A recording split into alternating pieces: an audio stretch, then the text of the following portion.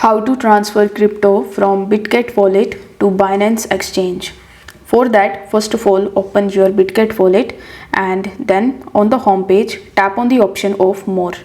Then tap on the Send option. Now you will be able to see all of the networks on which you can send your cryptocurrency. So you just have to select any of the networks first. Let's say I want to initiate and make this transaction on the BNB chain.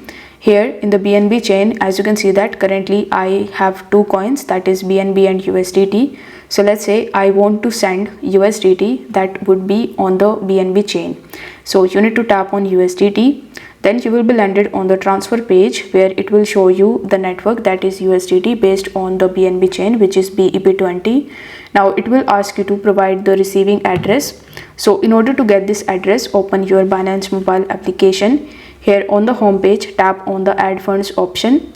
Now select the deposit crypto option. Here you need to search for the same token that we have selected in our Bitget wallet, which in our case is USDT. After tapping on USDT, it will ask you to choose the network. So you need to choose the same network that you have chosen in your Bitget wallet, which was BEP20.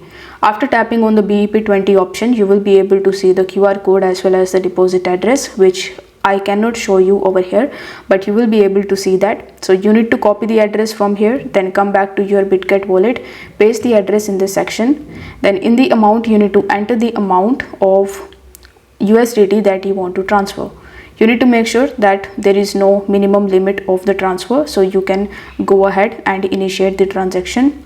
Now after tapping on the confirm button in the bottom, you just have to simply confirm your transaction.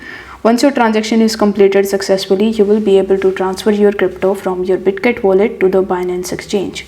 If this video helped you out, then don't forget to like the video and subscribe to the channel. Thank you so much for watching.